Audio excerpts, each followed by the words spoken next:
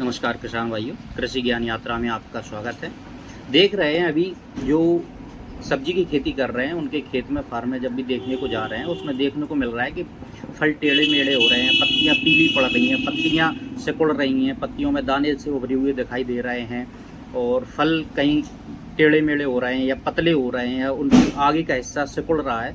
तो इसमें देख रहे हैं कि ये ज़रूरी नहीं है कि इसमें बीमारी के कारण ही हो, कभी कभी पोषक तत्वों की कमी के कारण भी पौधों में ऐसे सिम्टम्स देखने को मिलते हैं। तो ध्यान दें कृपया, अगर पत्तियां का किनारा पीला हो रहा है, पत्तियां झुलसी हुई दिखाई दे रही हैं, फूल मर रहे हैं, उत्पादन भी इससे बहुत कम होता है, फल नीचे के तरफ मोटे हो रहे हैं, ऊपर पतले हैं, तो ध्यान दें इसमें पोटास की कमी है, पोटास का उपयोग करें। यदि पत्तियां ऊपर की ओर मुड़ रही हैं और जैसे लग रहा है थ्रिप्स का अटैक हुआ है, लेकिन उसमें थ्रिप्स का अटैक नहीं होता, पत्तियां ऊपर की ओर मुड़ी हुई हैं और लग रहा है कि पत्तियों पर रूखापन सा आ रहा है, दरदरा या खुरदरे चमड़े जैसी दिखाई दे रही हैं अगर पत्तियां, तो उसमें बोरोन की कमी है। बोरोन का उपयोग जरूर करें किसान भाई।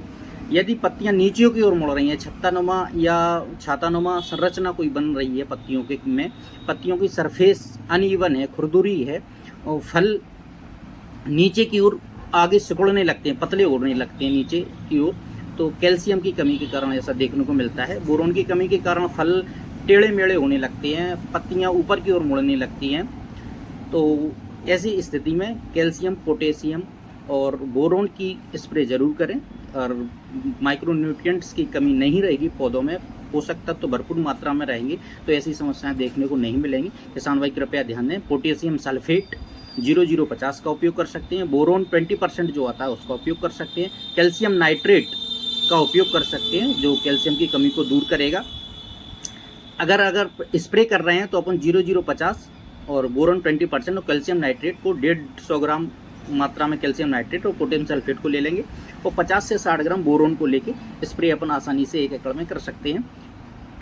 इसके अलावा यदि शुरुआत में डोज देना है तो ध्यान रहे कि 10 किलो प्रति एकड़ पोटेशियम सल्फेट, 10 किलो बोरोन और 10 किलो कैल्शियम नाइट्रेट का उपयोग अपन अगर फसल में छिड़काव विधि के द्वारा अगर इन खादों का उपयोग करेंगे तो ये कमियां देखने को नहीं मिलेंगी। और अगर कमी देखने को मिलती है तो स्प्रे में 100 से 150 ग्राम पोटेशियम सल्फेट और 50 से 60 ग्राम बोरोन और कैल्शियम नाइट्रेट का उपयोग अपन 100 से 150 ग्राम उपयोग कर सकते हैं। एक खेत में बहुत ही अच्छे रिजल्ट मिलेंगे अगर पोषक तत्वों की कमी नहीं होगी, रोग प्रतिरोधक क्षमता पौधों की अच्छी होगी, पोटास जैसा कि उस पर बहुत अच्छा काम करता है।